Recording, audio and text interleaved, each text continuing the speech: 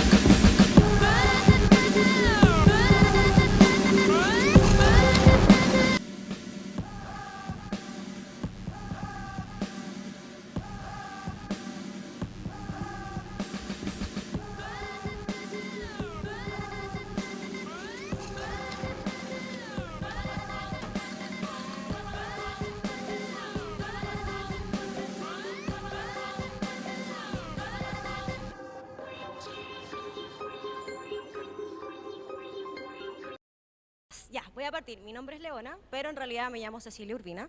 Soy profesora de Educación Física, Deportes y Recreación de la UNCE, del Pedagógico, y me dediqué a la danza. Después de eso me metí a Valero. Estudié un semestre de danza espectáculo, pero después decidí salirme porque no sentía que no estaba ahí mi objetivo de danza, que era la danza espectáculo, y quería hacer algo diferente. Voy a dar primero mi descripción para que me conozcan ya. Partí dando clases en un colegio, pero tampoco me llamó la atención el tema de ser profesora de educación física y yo sabía que lo mío iba por otro lado.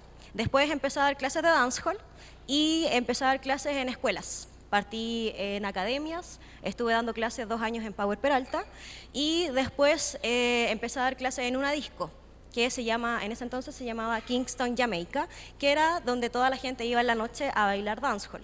Entonces ahí nosotros empezamos a hacer las clases en la tarde y después la gente iba a bailar en la noche. Ahí empezó el amor por el dancehall y por, de alguna manera, hacer las clases masivas. Había mucha gente que le llamaba la atención nuestro trabajo y empezó a incorporarse a las clases. Antiguamente el dancehall no era muy conocido y empezamos a hacer intervenciones callejeras para que la gente le llamara la atención lo que hacíamos y ahí partió el concepto de intervención urbana. Después empezamos a dar clases en la calle porque el espacio que nosotras teníamos era muy pequeño, en realidad no era tan pequeño, pero las clases iban alrededor de 100 personas. Entonces me apoderé de la Plaza de Maipú y en este tema de ocupar los espacios públicos y empezamos a dar clases en plena Plaza de Maipú, afuera del metro, y pasamos a ser una especie de atractivo turístico, porque llamaba mucho la atención que nosotras estuviéramos bailando fuera del metro, que hubieran 100 mujeres bailando con un parlante gigante y nosotras haciendo la fiesta en realidad todos los días allá en Plaza Maipú. Yo creo que igual varias personas de acá que me conocen han pasado por la plaza o pasaron por la plaza y vieron la fiesta que nosotras creábamos siempre en la plaza. Después, empecé a trabajar en el dancehall para que se uniera al movimiento y creé la Expo de Dancehall Pasa Pasa, que es el encuentro nacional de bailarines de dancehall, con el fin de tener nuevos espacios para que pudiéramos bailar. Porque antiguamente la gente que bailaba dancehall solamente podía bailarlo en las discos. ¿Me escuchaban bien o me escuchaban muy despacio? ¿Bien? Ya.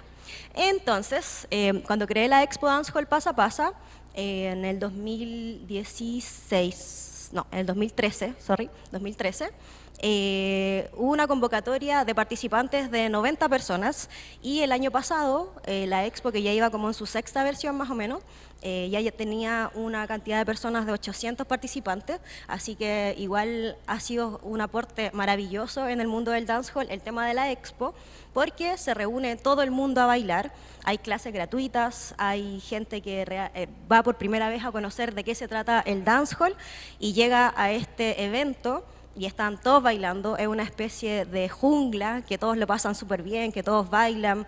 El dancehall tiene cosas súper ricas, que las canciones dicen lo que tenemos que hacer.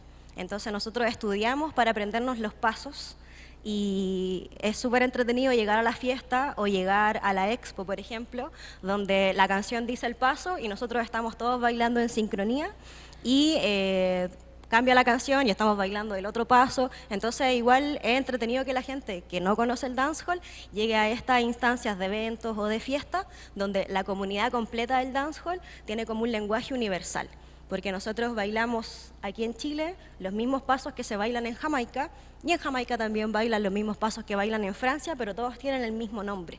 Así que, por ejemplo, si hacemos Willy Bones, es Willy Bones para todo el mundo. Entonces, cada vez que uno viaja, es entretenido hablar el mismo lenguaje, independiente que no sepa el idioma de ese país, al momento de bailar nos comunicamos con el mismo lenguaje. Ya, el Leonas Project, permiso. El Leonas Project nace solamente siendo un intensivo de danza. Lo único que yo quería hacer era formar un grupo, enseñarle una coreografía e ir a intervenir las calles de Santiago. Entonces lo que hacía eran formativos. La gente llegaba, se inscribía, estábamos un mes completo viendo las coreografías, los mix, los cambios de posiciones, el vestuario. Había un proceso súper rico donde conocíamos al grupo y la prueba final era presentarnos en la calle. Igual era entretenido para las niñas porque era el primer desafío era tomar clases en la calle. Igual da vergüenza plantearse en una plaza o afuera del GAM o en el Zócalo o en Plaza de Maipú o incluso hasta en el Parque O'Higgins, un grupo de muchas mujeres a bailar. La gente no entiende nada, pero lo pasa bien con nosotras y tiene la posibilidad de ver las clases. Tiene la posibilidad de estar viendo cómo se vive empíricamente, desde afuera, cómo se vive la clase. Hay gente que llega muy tímida, que le da vergüenza ver que la gente la está mirando, pero una vez adentro se da cuenta que es parte de un grupo o se sienten parte de una manada. Entonces se pasa súper bien en la comunidad mientras nosotras estamos bailando. Entonces lo que nosotras hacíamos, nos poníamos ropas bien extravagantes dependiendo de la temática del intensivo. Por ejemplo, habían temáticas de carnaval. Entonces teníamos talleres de vestuario donde a las chicas las obligo a sacar sus manualidades que no tenían en el colegio y hacemos los vestuarios. Igual es súper entretenido y de alguna forma interesante ver que las niñas no se tienen fe en decir, chuta, yo nunca he cosido, nunca he pegado una pluma, nunca me he puesto una transparencia o nunca he hecho un show. Entonces el desafío parte desde la primera clase diciéndoles que ellas tienen que terminar bailando en la calle.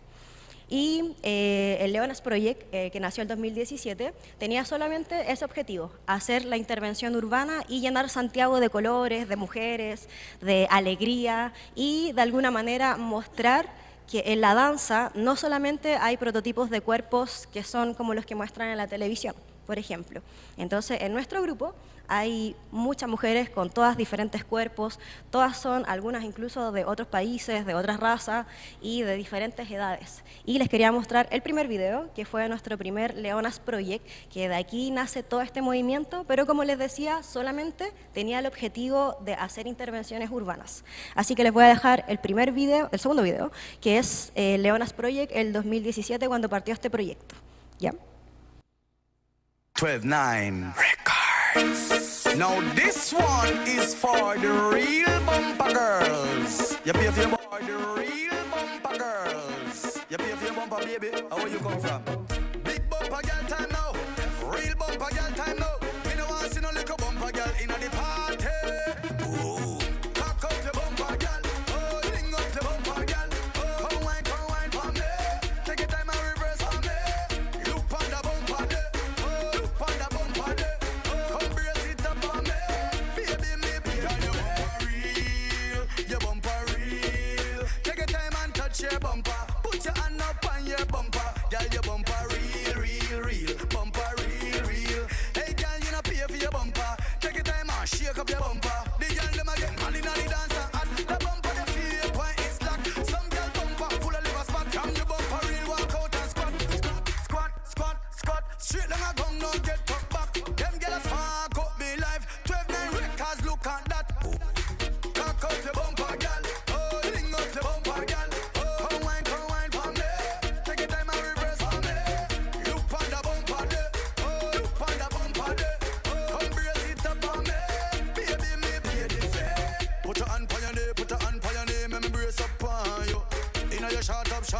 mash out a bumper, baby, me want you.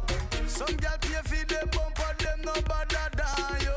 Girl, me hear your artist coming in my room and later me try you. Your skin so smooth, me ready fi go touch it up. Whenever you in a big club, girl, you turn it up. Cock up your foot past something firm and me we hold it up. Just don't say me, have the key for your door, open up. Cock up your bumper, girl.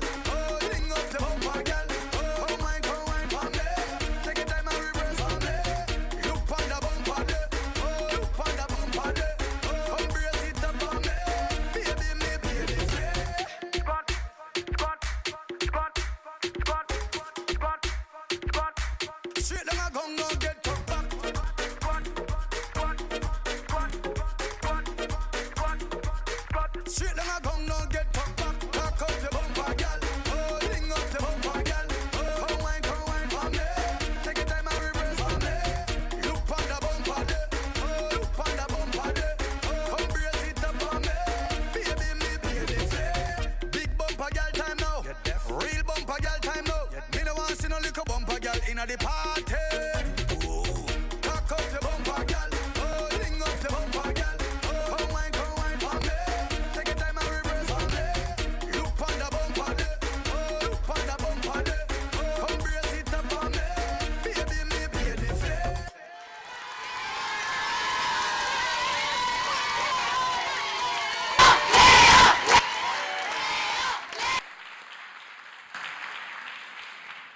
Qué emocionante ver los videos y ver la trayectoria que llevamos como Project y cómo ha cambiado el proceso del grupo.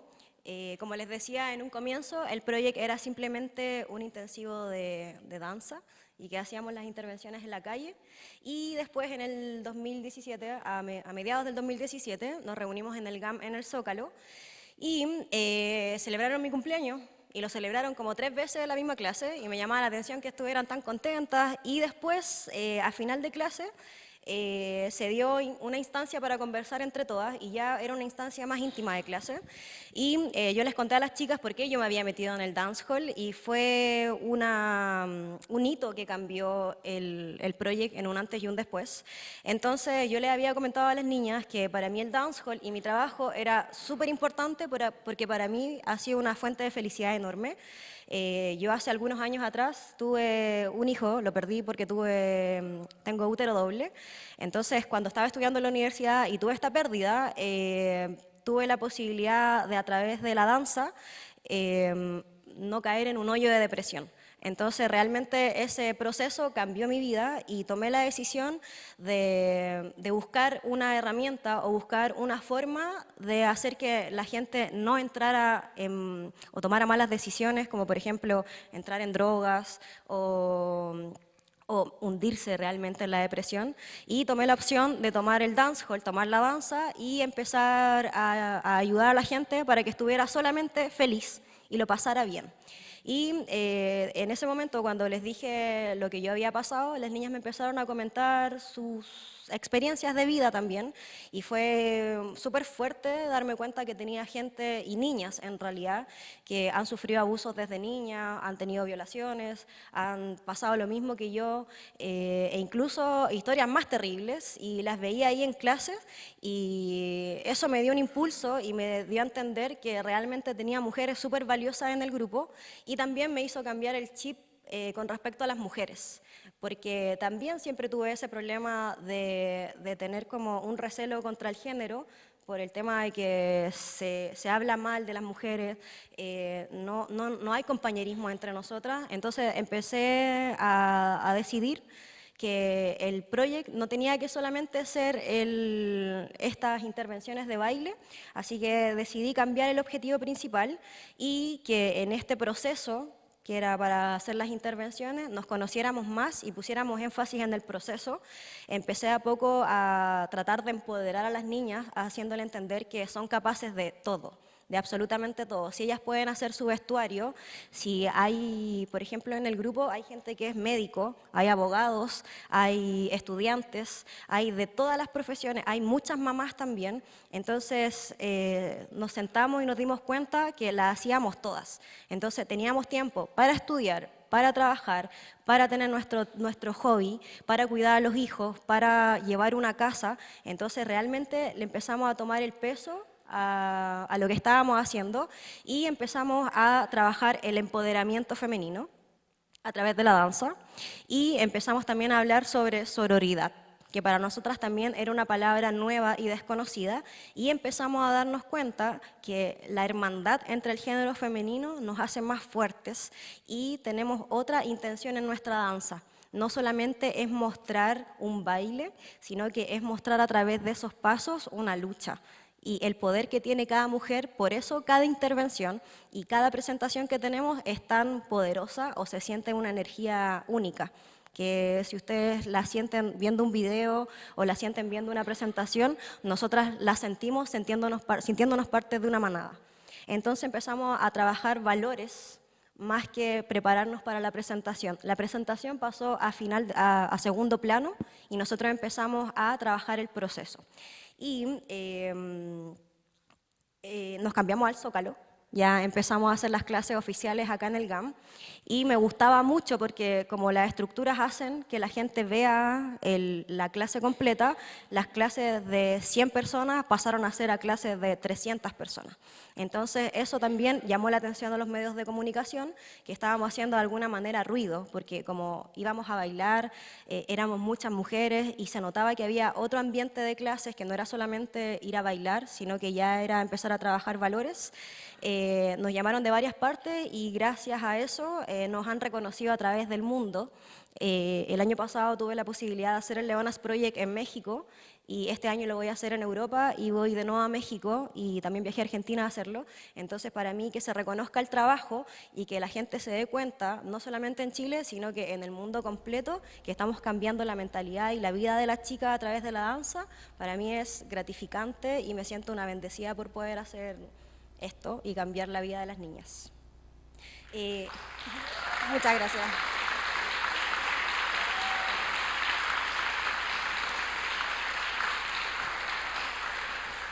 Entonces, voy a mostrar ya la segunda etapa del proyecto y voy a mostrar los testimonios de algunas de nuestras alumnas y son muchos testimonios, pero elegí 2 y empezamos a trabajar en video, que son los insights, que lo hace también una alumna que es audiovisual, Tati Rosso. Entonces aquí van a ver ustedes realmente cómo es la transformación de la vida de cada niña, así que voy a dejar aquí 2 videos para que vean 2 testimonios de chicas del proyecto. Muchas gracias. Otro video, por favor.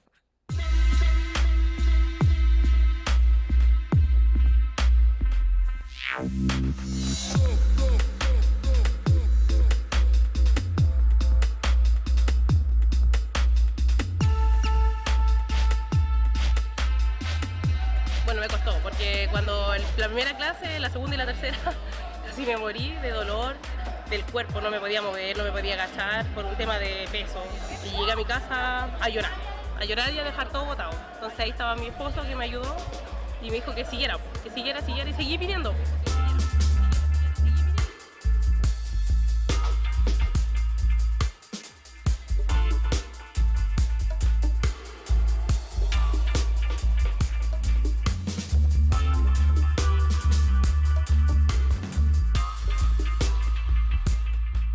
Apoyo de las compañeras, de la Leo, que me ayudaban a ejecutar los pasos y todo. De hecho, creo que ha sido como uno de los grupos donde me he sentido más cómoda.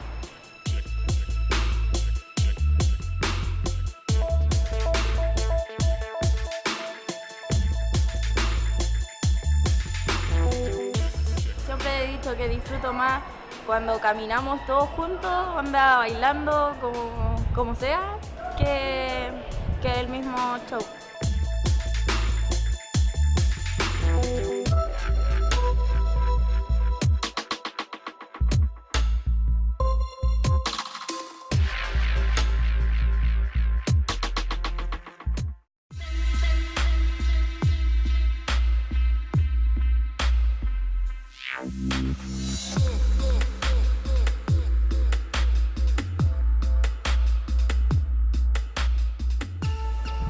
Muchas sensaciones bacanes, me siento yo misma al final. De hecho, creo que ha sido como uno de los grupos donde me he sentido más cómoda.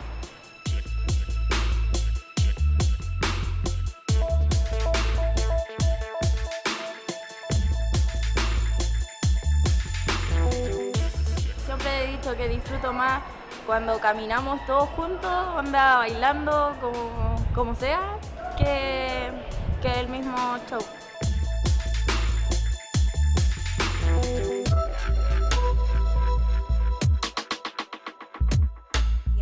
Llegaron estas niñas y para ellas fue una experiencia al principio igual un poco chocante, porque llegar a clases y que todas estén bailando igual es un poco intimidante porque la gente siente que son expertas. Y en realidad yo en mis clases siempre pongo que no necesitan conocimientos previos, porque si llegan a la hora y toman el calentamiento, después entienden mejor la coreografía. Las metodologías de clase son para que todo el mundo baile. Absolutamente todo el mundo. Entonces, si usted nunca ha bailado, va a terminar bailando sí o sí, porque ese es mi desafío y es mi trabajo, que usted baile sí o sí. Entonces, conversábamos con Natalia y ella me comentaba que jamás en la vida se había puesto un short. Y para mí, nunca lo había pensado como alguien nunca en la vida se ha puesto short si en verano hacen 37 grados de calor. Entonces ahí de a poco empezamos a trabajar en ella y darle a entender que todas éramos diferentes y ahí nace el apellido del proyecto. Se llama Leonas Project, y Project está con Y porque yo decía quiero que sea bien chileno y bien flight. Entonces por eso Leonas Project. Entonces, hoy se me fue la onda con los flight. Entonces nace este apellido que le pusimos Exotic Yal. Yal en Jamaica es mujer, entonces le pusimos mujeres exóticas, que quiere decir que todas, absolutamente todas somos diferentes y lo que me encanta es que gracias a esto varios medios de comunicación, como les había dicho hace poco, nos han llamado a hacer presentaciones y a mostrarnos. Y eso es lo que a la gente le llama mucho la atención, que por ejemplo alguien que tenga problemas de obesidad esté bailando mejor que una bailarina profesional, a ellos le llama demasiado la atención. ¿Por qué? Porque esa persona que jamás pensó llegar a la tele a bailar, por ejemplo, está dando la vida. Realmente está dando la vida en cada presentación y eso se valora demasiado porque se ve en la energía que transmite, en la cara, en la sonrisa. Y también les quería mostrar ahora otro video. Me gusta esto de los videos porque entienden más de qué se trata y como que ustedes lo sienten el proyecto en su cuerpo. Entonces, vamos a mostrar cómo nos preparamos. Ahí va a salir la tortura de cómo tengo a las niñas cosiendo, cortando, pegando tachas y para que la vean ustedes. Siguiente video, por favor.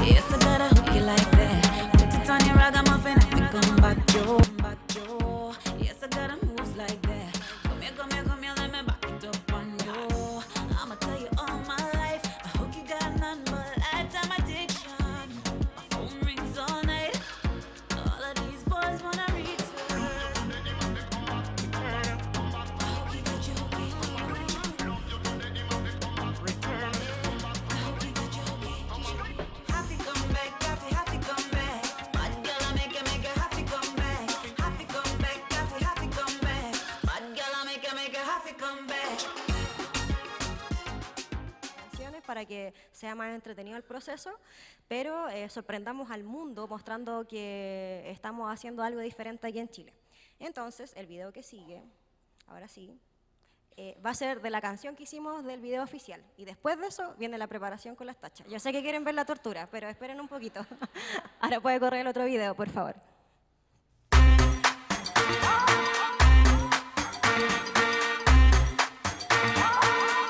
Baby, shake your bum bum, shake your bum bum,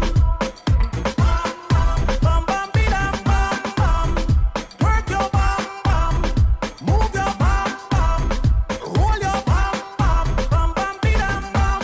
Shake your bum bum, shake your bum bum, shake your bum bum, shake your bum bum, rock your bum bum, your bum bum, rock your bum bum, your bum bum. Slim chick, tick chick, anything goes. Thunder in your bumper, everything rose. I don't have to tell you, you know you're a champion. Shake your bum bum. I like to see the girls work on the a beat here. And when the pole queens work on the beat here. For real tonight I'm feeling lucky than a leap here. Baby that dance put a man in a wheelchair. And if you tell you turn it up, Miss a DJ. I make the girls put sexy on replay. Latina, Caribbean, Africa the real way. You ain't got it, go and get it on eBay. Shake your bum bum. Shake your bum bum. Bum bum bidam bum bum. Work your bum bum. Move your bum bum. Roll your bum bum. Bum bum bidam bum. We love it how you move it. Tell your body yet I'm going to the music. Double light on your body pretty like a Rubik's. You hot up this spot winter can't cool it. What can I say, baby, you too lit. Imagine you and I on a cruise ship. Sing lyrics in your ears like a Q-tip. I want you to be mine, but you already know this. So let me see you work on the dance floor. Big booty girls work on the dance floor. We impressed, but you know that we want more. I'm feeling hype, I will pay for a encore. And if you tell you to make up, me selector. This is a movie, I am the director. Because I'm the man, every girl we check for. It is man, girl, that's somebody make for. Shake your bum bum. Shake your bum.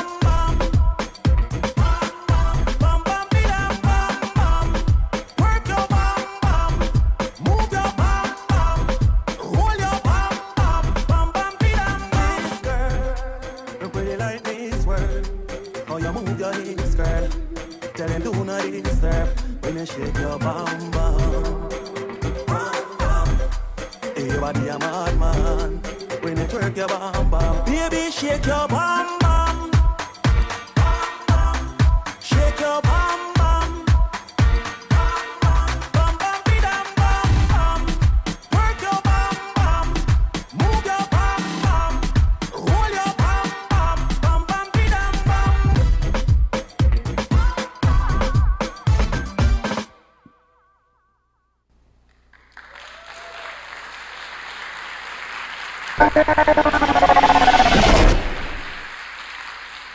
Ya. Vamos a saltar el video que sigue, porfa. Y ahora les vamos a mostrar realmente cómo nos preparamos, ¿ya? Lo otro, datos entretenidos, que nosotros cuando hacemos las intervenciones no pedimos permisos municipales, porque no somos artistas callejeros. ¿Ya? El artista callejero tiene que pedir el permiso municipal para poder estar haciendo su show, pero nosotros vamos, bailamos y nos vamos. Esa es la explicación que le damos a los carabineros. Así que ellos no tienen problema porque, hola, vamos a bailar 5 minutos, somos puras mujeres, pasen chiquillas, estamos listas y pongan la música. Entonces, esa también es la idea de que la gente lo pase bien con nosotras. Lo que también hemos hecho, que sí nos han retado, es entrar al Costanera, adentro del Costanera, porque eso es propiedad privada y lo aprendí ese día, pero después de bailar, porque igual bailamos. Y en el metro. También hemos bailado en el vagón del metro, pero nos damos cuenta que salta mucho, porque somos muchas. Pero no pasa nada grave. Así que ahora les voy a mostrar la preparación de Vértigo.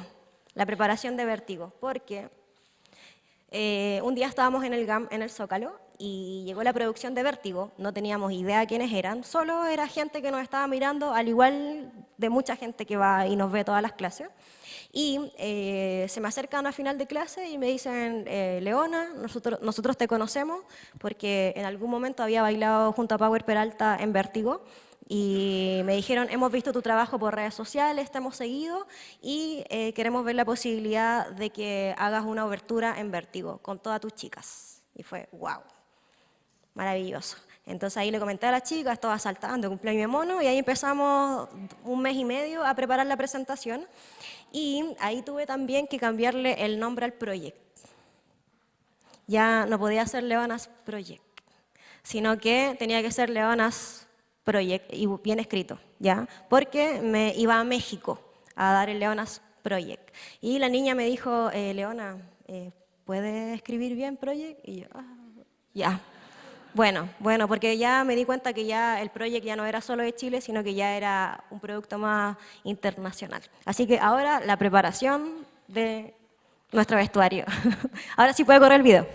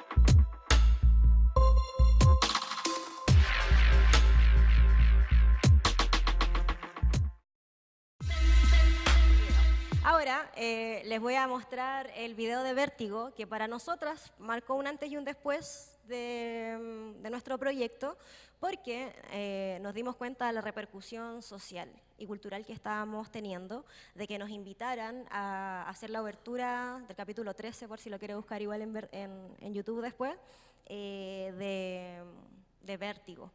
Entonces, imagínense cómo estaban las niñas.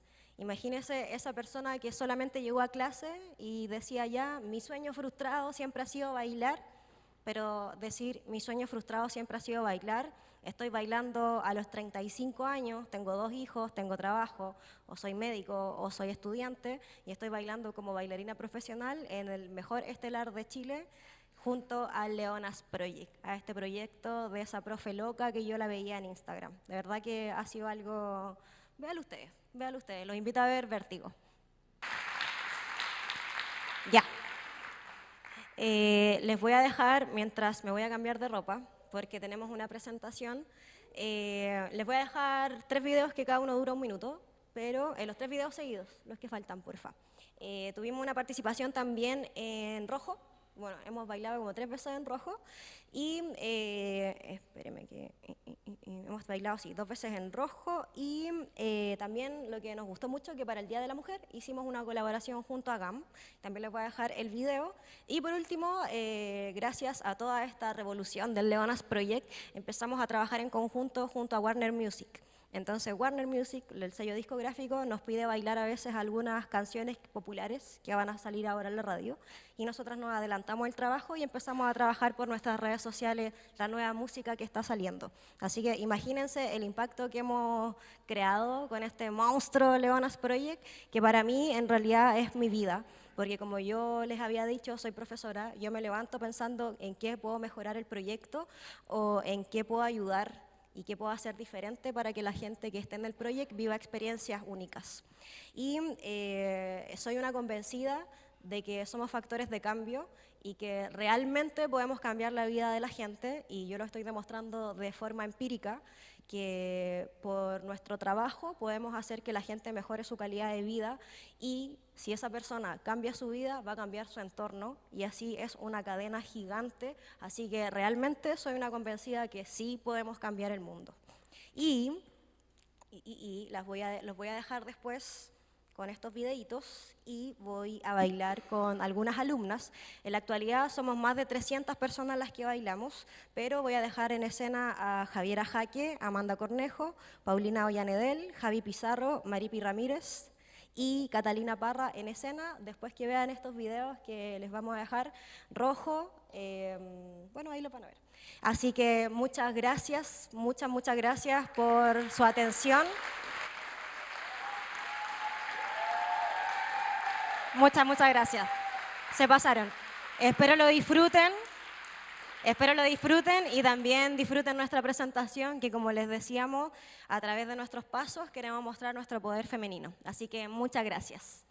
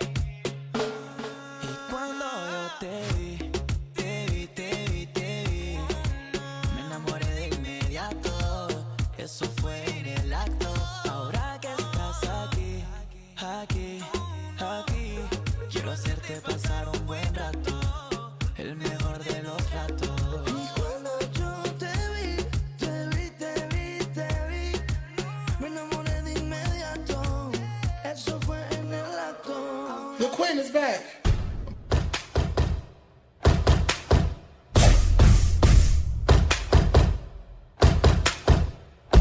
We flawless. See me up in the club with 50-11 girls. Stood in the back, got my fangs in my grill. Brooklyn brim with my eyes sitting low. Every boy in here with me got this. Drop the bass, main, the bass get lower. Radio say speed it up, I just go slower. High like trouble, puffin' on the mids. The man ain't ever seen the booty like this.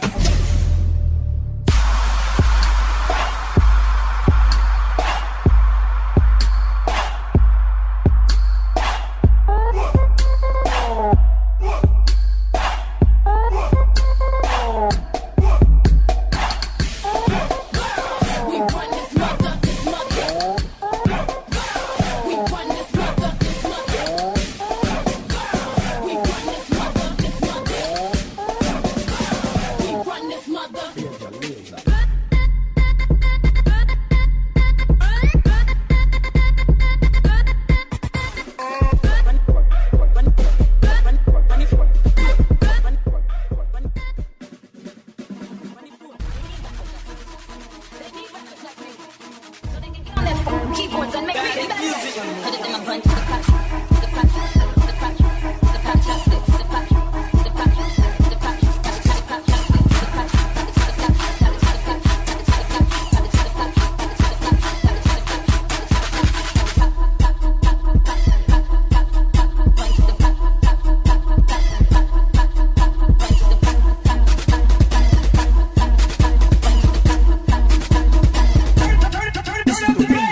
Ladies want part with us. Just shake that thing, miss. Can I shake that thing, miss? Donna, Jody and Rebecca. Woman, get busy. Just shake that booty non-stop when the beat drop. Just keep swinging it, get jiggy. Get drunk up, percolate anything you want. Because it's oscillate deep and up. Sexy ladies want. It's the kind of beat to go.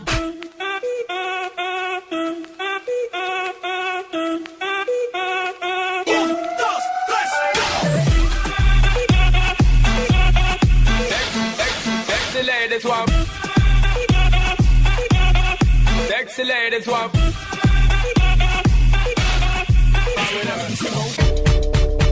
You ready? Now this one dedicated to the girl with the angel face and the devil heart. You know, so ragamuffin track and he must new pop players to feel the face. Step up my youth, get it! I go this little girl, her name is Maxine. This is the way.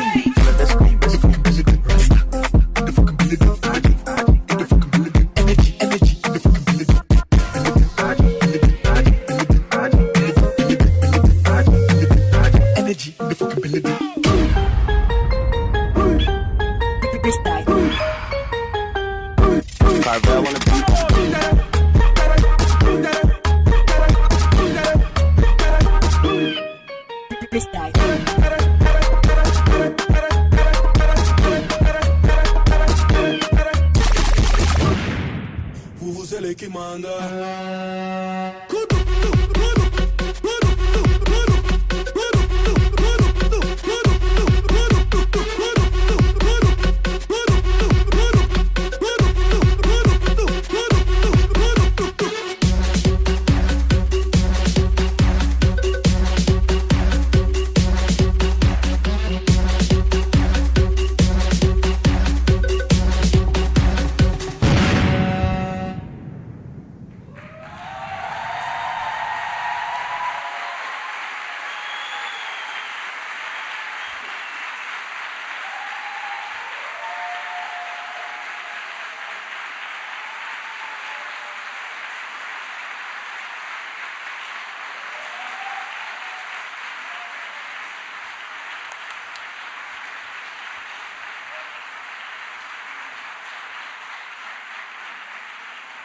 Después de esta presentación, la verdad que no sé qué hacer. Para los que quedaron interesados, bueno, ya saben que podemos ser parte de la comunidad de Lula Ula, podemos ser parte de la comunidad de Leona. Para los que quieren desafiarse, en el edificio B, al final de pasillo, a mano izquierda, hay una zona interactiva y una zona de baile, donde Leona precisamente es la instructora virtual para que tomen el desafío. Vamos a continuar ahora con la ponencia Prácticas de Colaboración Territorial desde el Arte a cargo de dos expositoras. Ellas son María José Muñoz, encargada del programa Red Cultura y su dispositivo de residencias de arte colaborativo, y Carolina Opaso, artista visual del proyecto Amplificando Caudales, parte del programa de residencias. Esta exposición nos hablará de una nueva forma de trabajo relacional desde el binomio arte y territorio a través de prácticas de colaboración con comunidades. Estas prácticas se traducen en artistas y colectivos de arte que residen en diversos territorios de todo el país para convivir con el cotidiano del lugar y levantar un proceso colectivo mediante un proyecto común con los agentes locales y las organizaciones, haciendo el ejercicio de resignificación y reconceptualización de los capitales simbólicos del lugar.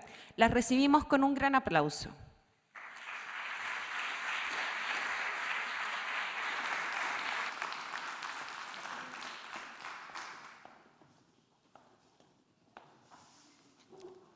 Bueno, ¿se escucha? ¿Sí? Un poco difícil partir después de este embale, ¿no es cierto?, que tuvimos.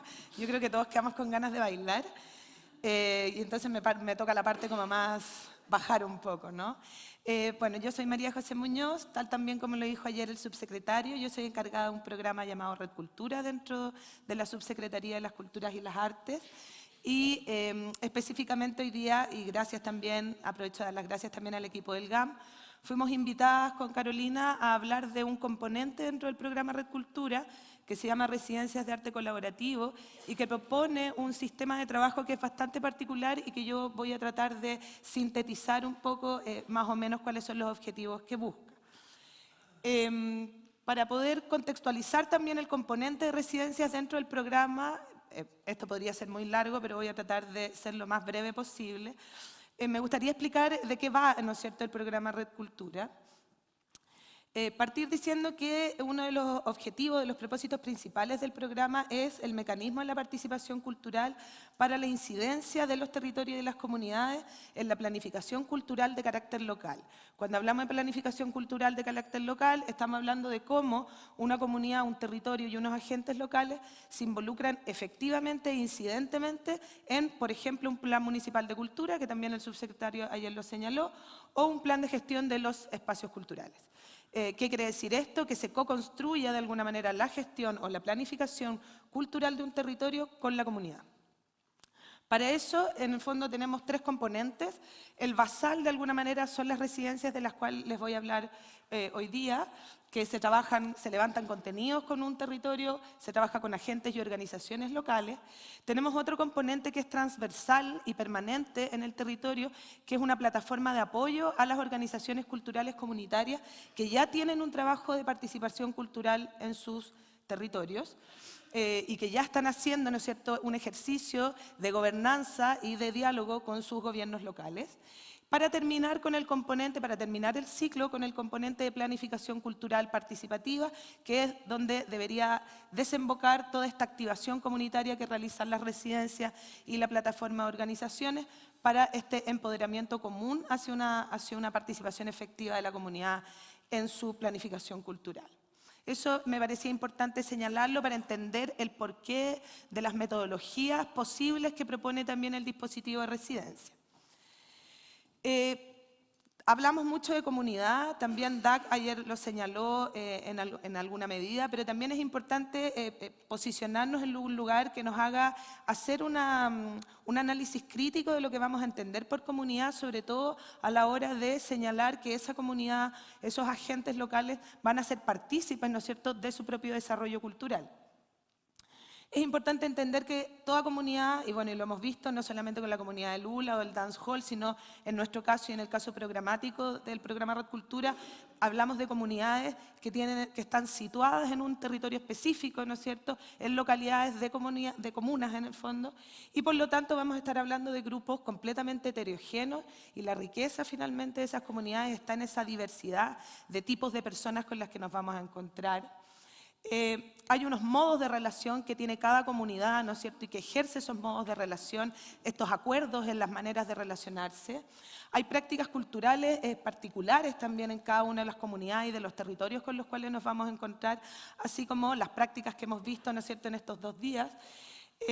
Pero sobre todo, y esta es una de las partes más importantes de leer a la hora de dialogar con una comunidad, es entender cuáles son las redes de poder que están, ¿no es cierto?, inherentes en todo territorio y en toda comunidad. Y leer esas redes de poder nos permite también entender y poder incidir de alguna manera en ellas. También es posible, y la comunidad existe porque también es posible su organización y su agenciamiento, es decir, cómo hay una acción política pública posible en toda comunidad organizada. No voy a profundizar mucho, pero hay una definición de comunidad, un glosario que está en internet de pedagogías colectivas y redes instituyentes, que señala una idea de comunidad que a mí me parece muy interesante a la hora de trabajar o abordar una comunidad desde la política pública, y es entenderla como una red de agentes sociales o actores sociales que tienen unos saberes particulares, ¿no es cierto?, situados, que tienen la capacidad de cambio y los diversos modos de interrelacionarse, con diferencias, posiciones e identidades muy múltiples y muy móviles. Son un ensamblaje que se instituye mediante la pluralidad como característica positiva que posibilita esa acción política o agenciamiento, genera políticas de coalición y, esto es muy importante y sobre todo en este tipo de residencia, redes afectivas. No se ha hablado mucho en estos 2 días, pero uno de los mayores temas que surgen a la hora de trabajar con un territorio son las redes de afectos que se van a provocar, ¿ya? Y eso también es muy importante, incluye las disidencias y las paradojas que toda comunidad va a tener. Y son esas disidencias las que son muy interesantes también de observar a la hora de trabajar con un territorio. No se asusten por la cantidad de texto, voy a tratar de ser lo más breve. Pero de verdad que hablar de prácticas colaborativas o hablar de la colaboración a veces se usa mucho el concepto, pero es importante detenerse a analizar, si hablamos de residencias de arte colaborativo, qué vamos a estar entendiendo por prácticas de colaboración desde el arte. Primero, entender que toda producción de arte contemporáneo y producción de obra en general es una producción de conocimiento. En las prácticas de colaboración, específicamente con los territorios, vamos a hablar de una producción de conocimiento colectivo, es decir, cómo vamos a producir conocimiento de manera conjunta a la hora de estar estableciendo un proyecto común o una obra. Y por lo tanto, en este caso en particular, el concepto de lo colaborativo es inherente que tenga una relación estético-política, es decir, en este sentido la estética va a tener un componente político importante porque va a plantear un modo de hacer y un modo de relacionarse que no va a ser habitual a la obra o al proceso artístico o al proceso que generalmente tienen los artistas respecto a lo que concibe como obra. ¿Por qué? Porque se despliega en lo relacional y en lo dialógico y finalmente los artistas que trabajan este tipo de prácticas tienen un interés particular en lo social. Y en ese sentido, este tipo de prácticas van a replantear, ¿no es cierto?, la dimensión social del arte y también la relación que muchas veces utilizamos entre arte y territorio, cómo la replanteamos, cómo la repensamos de alguna manera. Por supuesto que si hablamos de prácticas de colaboración desde el arte en territorios específicos, vamos a hablar de un trabajo en contextos. Y este tipo de trabajo sin los contextos es muy difícil que se pueda llevar a cabo. Y sobre todo porque lo que posibilita es construir nuevos contextos a partir del proceso colectivo. Y también me gustaría hacer una definición, por lo menos del componente, entre participación y colaboración. Muchas veces, y sobre todo por las leyes que lo enmarcan, la participación es invitar a un otro a participar de algo ya ideado o ya elaborado, ¿ya? Y que es posible también, no digo que haya un algo bueno o un algo malo, sino que es una diferencia que nos parece relevante. En cambio, la colaboración nosotros la vamos a entender como producir algo en conjunto, es decir, ser partícipe de una elaboración colectiva conjunta desde su origen. Ahora, ¿qué va a pasar en este sentido con el autor? Sabemos, bueno, yo también vengo del mundo del arte, que hay un tema muy fuerte con el ego desde la producción artística y con los artistas, y bueno, los gestores también me imagino que lo sabrán. Entonces, aquí lo que nosotros proponemos es disentir un poco cuál es el sentido que ha tenido el artista históricamente, o como esta idea romántica del artista creador, ¿no es cierto?, encerrado en su taller o ideando, qué sé yo, en un campo abierto, una poesía, y vamos a hablar aquí del autor como un guía de un proceso. Ahora, ser un guía significa efectivamente armar las piezas del rompecabezas y tener algún tipo de dirección. Es decir, va a ser de alguna u otra manera una autoridad, pero ser una autoridad no necesariamente ser un autoritario. Y aquí me detengo también porque uno de los elementos más importantes, de los peligros en los que se puede caer cuando se vincula un proceso artístico con un territorio, con una comunidad o con unos agentes, es histerizar a la comunidad por un producto, un proceso que el artista quiere. ¿No es cierto? Yo revuelo toda una comunidad, pero finalmente soy un autoritario y ordeno y obligo a una comunidad a tener un resultado específico. Entonces, ese es un primer peligro en el que se puede caer. Entonces, se parece mucho este tipo de prácticas y de verdad dialoga mucho con el ámbito de la pedagogía crítica o la pedagogía colectiva, entendiendo que no va a haber una verticalidad, sino que se propende a una horizontalidad y a un intercambio de conocimientos donde se trabajan las riquezas de idas y venidas. Es decir, la creación o el artista no quiere que el otro sea un artista o no cree que es el iluminado que viene a enseñarle al ignorante lo que no sabe, sino todo lo contrario. Hay un cruce y dentro de ese cruce y de esa colaboración en el fondo es donde se va a producir finalmente la riqueza de un proyecto común que le haga sentido a un territorio específico. Y por lo mismo, la obra, en el fondo, va a funcionar como un proceso de construcción colectiva. Es decir, salimos un poco de la idea de la materialidad exclusiva de la obra y entendemos que la obra es esa relación, es ese proceso, es eso que va a ocurrir y que se va a transformar de alguna manera, porque este tipo de trabajos, sin duda, que lo que buscan es la transformación social y la redistribución de los capitales simbólicos, políticos y culturales que existen en estas redes de poder de toda comunidad. Y aquí hay otro punto importante que también es un desafío para los artistas que son convocados a hacer este tipo de trabajo, es que buscamos que se subviertan los códigos disciplinares, porque eso también tiene que ver un poco con la autoría, ¿no? Yo quiero ir a hacer lo que yo sé hacer y yo espero de esa comunidad lo que yo quiero esperar. Bueno, subvertir y desbordar completamente toda esa noción es la idea. Es decir, nos va a pasar mucho que gente que venga del mundo de las artes escénicas puede terminar haciendo fanzines o editorialidad, gente que venga del mundo de las artes visuales puede terminar relevando ámbitos gastronómicos, por ejemplo, como el intercambio, es decir, darle vuelta un poco la mano a la academia, ¿no es cierto?, que siempre nos educó como artistas dentro de un parangón muy específico y dar la posibilidad que en la medida que la comunidad incida en un proyecto colectivo, los resultados, la forma o el proceso puede terminar en cualquier tipo de disciplina artística o práctica artística y cultural en general. La idea de residir, y no lo mencioné al principio, en las residencias son la instalación de un artista o un colectivo en un territorio en un mínimo de 3 meses y un máximo de 6. Podría ser mucho más, pero el presupuesto no nos alcanza para que sea un proceso completo o más profundo como quisiéramos.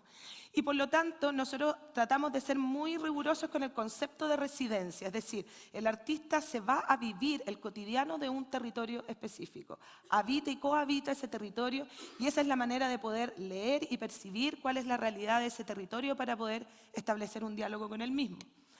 Ayer apareció mucho la pregunta sobre la confianza y efectivamente la confianza se construye y la confianza se construye en la medida que yo también le permito al otro, por ejemplo, disentir, aportar o negociar en el fondo. Y de alguna manera este tipo de trabajos son un tráfico de deseos, los deseos de la comunidad, los deseos del artista, los deseos del alcalde, del municipio, los deseos de la institución. Entonces es una negociación permanente y finalmente en esa negociación es donde está la construcción efectiva de aquello que se vaya a llevar a cabo. Y para generar confianza, sobre todo lo que hay que hacer es aprender a callar, a escuchar, a observar y a leer el contexto en el cual estoy, ¿no es cierto?, más que interviniendo, a mí no me gusta mucho hablar de la palabra intervención, igual se interviene, pero en el territorio con el cual estoy tratando de establecer un diálogo de trabajo colectivo. Y hay una palabra que yo subrayo que es la flexibilidad. Nosotros, si bien es un programa que es del Estado, ¿no es cierto?, y obviamente hay un rigor administrativo y se tiene que realizar un convenio con un proyecto específico, de todas maneras nosotros lo que buscamos es que esos proyectos sean completamente flexibles y por experiencia siempre cambian. Entonces damos la posibilidad a que el proyecto sea una carta de navegación, que sea una guía, pero que perfectamente puede ser destruida en el fondo, disentida o transformada en el proceso, ¿no es cierto?, de trabajo territorial. Por lo tanto, tratamos de que no exista un proyecto tal como lo entendemos, ¿no es cierto?, en nuestras cabezas de gestores, sino que trate de ser solamente un documento que sea posible también transformar. Y en ese sentido es importante pensar el proyecto y el proceso también como una interpelación, como una pregunta permanente que nos hacemos mutuamente entre el territorio y el artista o el colectivo que esté armando el proyecto. Por lo mismo, y también porque tiene una relación con el trabajo pedagógico, ¿no? Es complejo hablar de éxito o fracaso en este tipo de procesos. Y nosotros preferimos quedarnos con el fracaso y el error, porque nos parece que es desde el error y es desde el fracaso donde hay un aprendizaje y donde hay una revisión de los lugares en donde me he equivocado en el proceso. Muchas veces es difícil manejar el fracaso, sobre todo por parte de los artistas, ¿no es cierto?, que de alguna manera han sido formados desde esa perspectiva. Y claro, convocan, por ejemplo, y no llega nadie.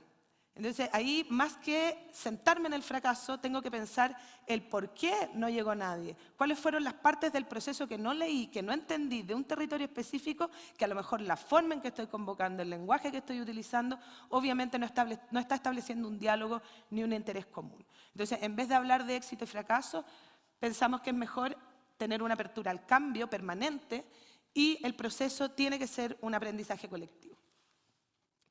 Ahora, hay desafíos en estas residencias, ya llevamos más de 5 años, más de 160 residencias hemos realizado a lo largo de todo Chile.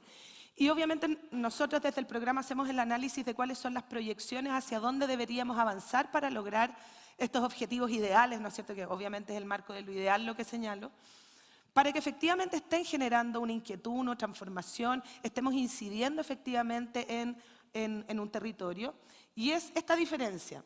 Una cosa es ir y reproducir una realidad, generar entrevistas, por ejemplo, o generar una representación de la realidad versus reconceptualizar, redimensionar o resituar colectivamente las problemáticas o las realidades locales.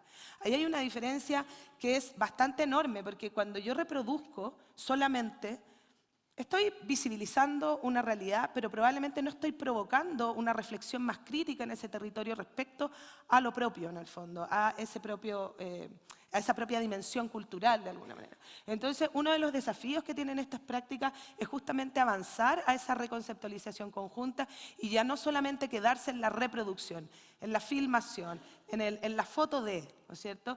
Porque ahí se comete otro error, que voy a hablar justamente ahora, que es cómo la idea de cultura y de trabajos con comunidades, cuando se hace solamente para resaltar las bondades superficiales de un territorio, cae en un tremendo problema, porque no permite trabajar las problemáticas de ese territorio y, por lo tanto, no permite que ese territorio reflexione respecto a su propia realidad cultural local o realidad social local en general.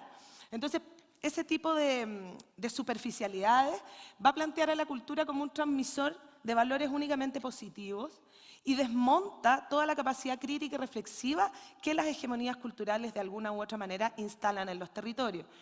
Nosotros hacemos mucho terreno y nos damos cuenta, ¿no es cierto? Muchas veces confunden a los artistas con Pancho Saavedra, creen que esa va a ser la forma, ¿no es cierto?, de reproducir y por lo tanto no permite hacer una reflexión más profunda, más crítica respecto a qué ocurre efectivamente en ese territorio y qué es lo que se está desplegando como una problemática con la cual podamos trabajar hacia una transformación social. Y en ese sentido es importante hacer la diferencia entre cultura y práctica artística. Muchas veces, y también desde la gestión, hablamos de proyectos artístico-culturales, pero resulta que sí hay una diferencia. Si bien la práctica artística está dentro de la dimensión cultural, ¿no es cierto?, como una práctica humana, de todas maneras la práctica artística generalmente irrumpe la realidad cultural, la cuestiona, la interpela, sobre todo el arte contemporáneo. Tiene un discurso que de alguna u otra manera está interpelando lo cultural de nuestra sociedad. Por lo tanto, es importante también hacer esa diferencia. Y también uno de los riesgos que se corre cuando abordamos solamente lo bueno, lo bonito, ¿no es cierto?, de un territorio que a veces es precarizado, que a veces tiene carencias, que tiene problemas medioambientales, como la mayoría de nuestros territorios en Chile, es estetizar la precarización. Y eso es terrible y es el segundo peligro que tienen este tipo de prácticas. Es decir, yo saco la foto del niño pobre y la hago muy grande y la pongo en un museo, donde ese niño no tiene acceso o no va a saber que está siendo exhibido, en el fondo. Entonces, ¿qué es lo que se está problematizando realmente en ese tipo de estetizaciones, ¿no es cierto?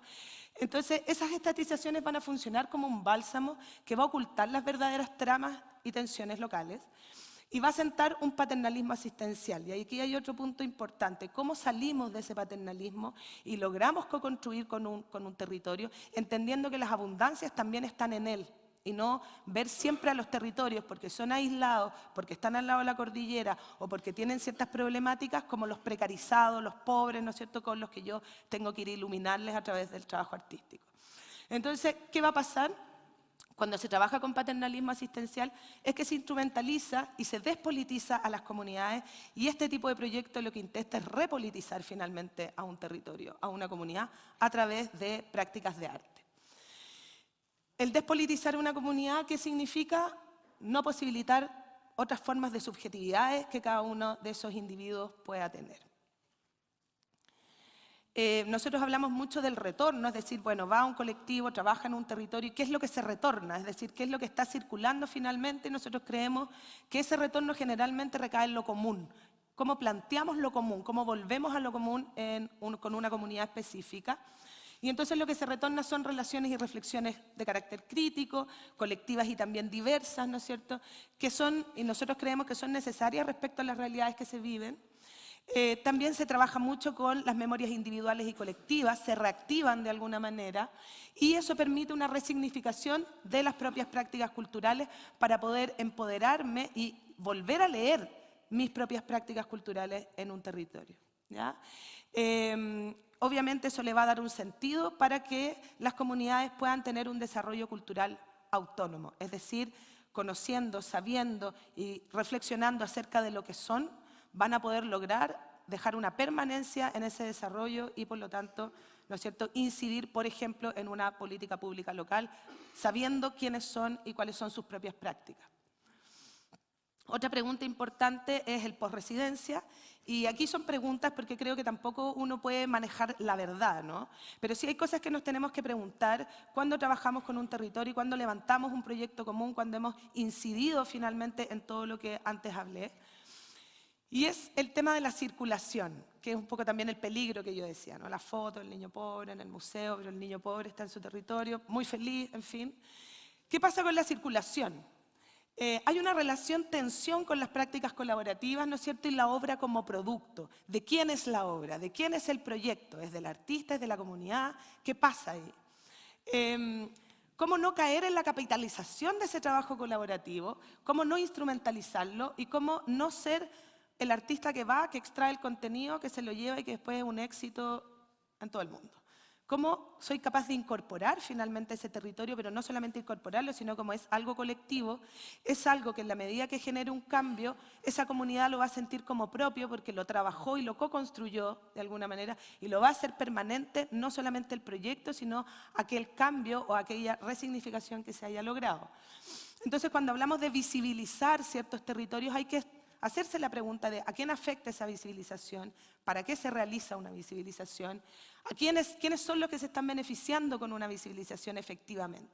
No es malo visibilizar a las comunidades, para nada, pero sí es importante hacerse esas preguntas antes de propender esa visibilización en general. Lo que nosotros proponemos, y en general le proponemos a los artistas, es que ojalá aquello que se provoque, que se produce, ya sea un proceso o termine materializado en un producto, materialización que generalmente es un acuerdo común con un territorio, es que cuando se exhiba o cuando tenga la posibilidad de circular, se circule y se exhiba con el territorio, con los agentes con los que se trabajó, que sea una decisión común, que se desarrolle de manera común, pero también que a lo mejor reproduzca aquello que provocó, es decir, un archivo expuesto, una manera de leer el proceso y no necesariamente solo exhibir el resultado. Ahora ya metiéndome más en lo que son las residencias, como les decía antes, son mínimos de 3, máximo de 6 meses. Tenemos 42 residencias anuales desde el año 2015, año que al igual que el compañero de Uruguay fue fatal. Exploramos y experimentamos con este tipo de procesos que son muy innovadores también dentro de la política pública y que tuvo un montón de complejidades que las hemos ido y nosotros como equipo también hemos ido aprendiendo en el proceso a seguir ajustando de alguna manera las piezas para que esto se posibilite. Y tenemos 3 modalidades de residencia. Se hacen residencias en espacios culturales que no tienen un diálogo profundo con su territorio, con su entorno, por lo tanto, este tipo de proyectos viene a activar ese diálogo a través de un proceso artístico. Tenemos residencias en los CECREA, que son los centros de creación, que se trabaja con niños, niñas y jóvenes, que también es un programa dentro del Ministerio, y ahí opera similar a como opera en el espacio cultural, es decir, aquí hay varios agentes relacionados, los niños, las niñas y los jóvenes, la comunidad, el espacio recién creado, ¿no es cierto?, cómo dialogan, cómo se conocen y cómo generan una lectura y una narrativa propia y común. Y las residencias en territorio, que yo creo que son las más desafiantes, porque el artista ahí tiene que ir a dialogar directamente con las organizaciones y tiene un vínculo más con los agentes locales, más desde el cotidiano, los agentes claves con los que me voy encontrando, aquellos que son más activos y que propenden a ser más dialogantes también con todo extranjero que llega a su territorio.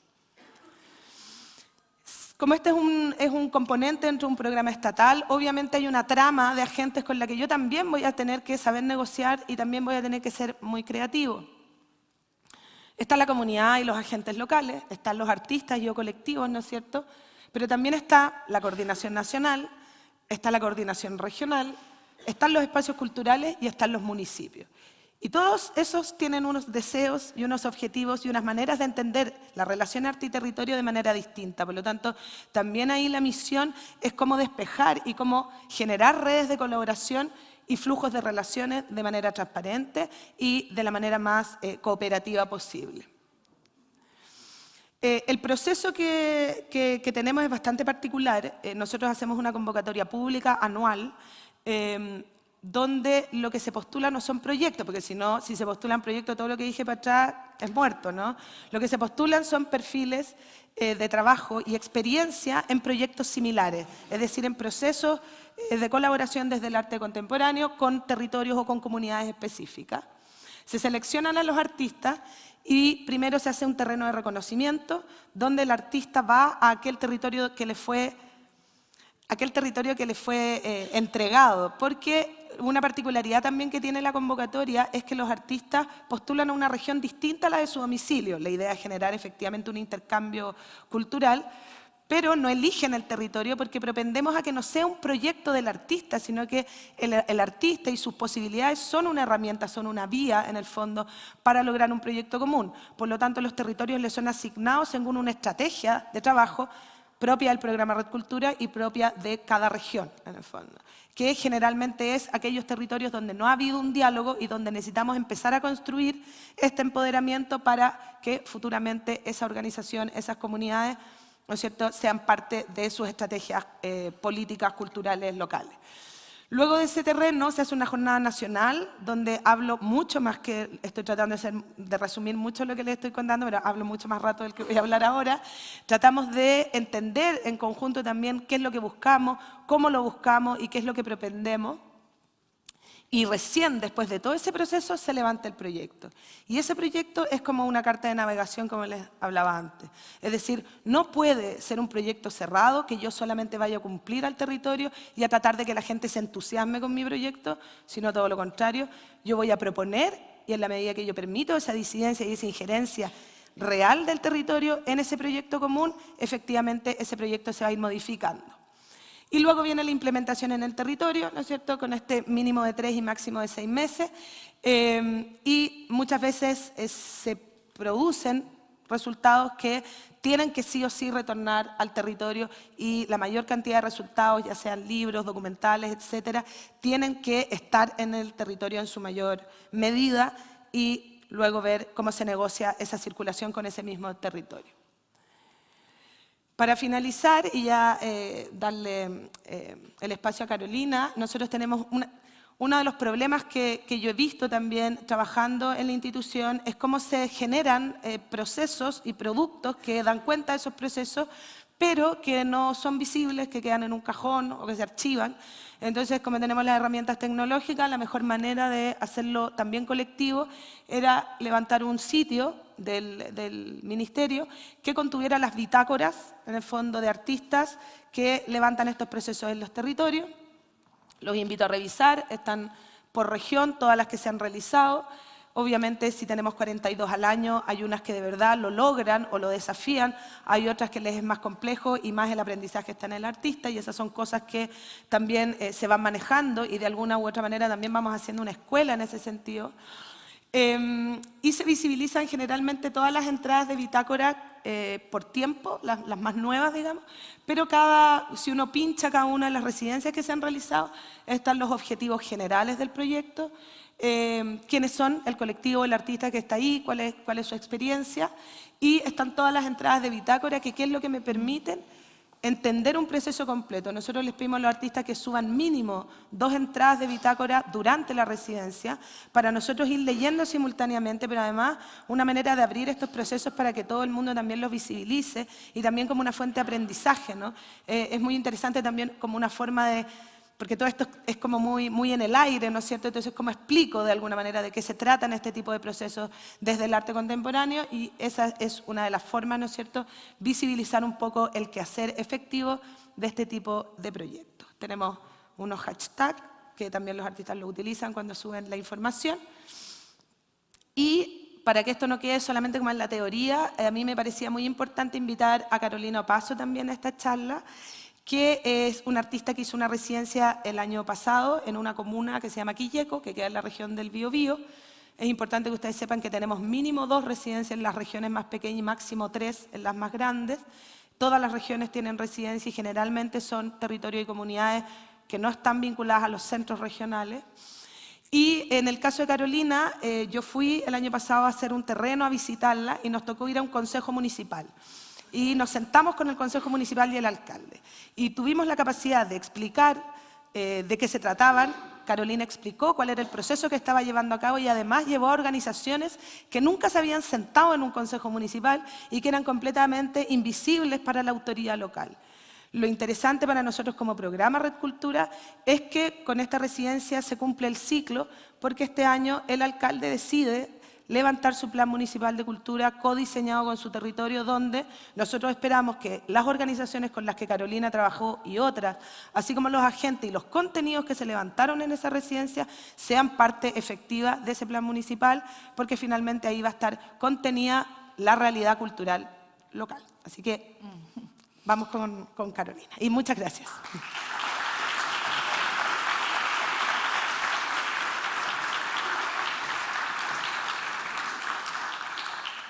Muchas gracias, María José, por la invitación, al equipo de GAM.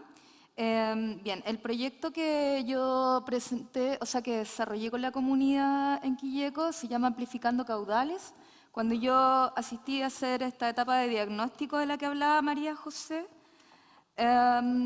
observé un río que estaba amainado en medio de un pueblo que estaba rodeado en todo su perímetro por la industria forestal.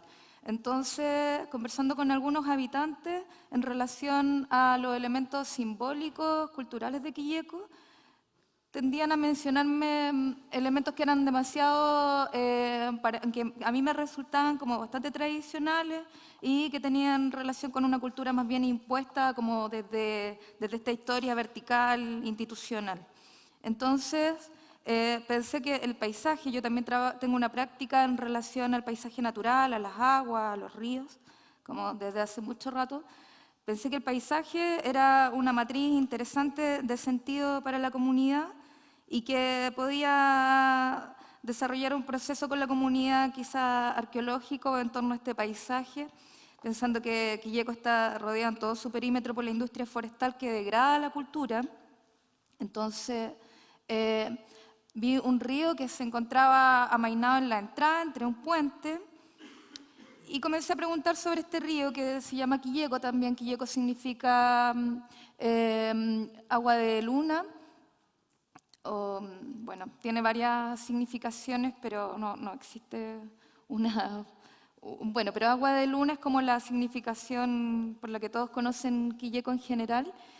Y comencé a preguntar sobre los ríos y había muy pocas luces en relación a los ríos. Me dijeron, sí, bueno, hay 7 ríos, pero en realidad nadie profundizó mucho en los ríos, lugares para bañarse, etc.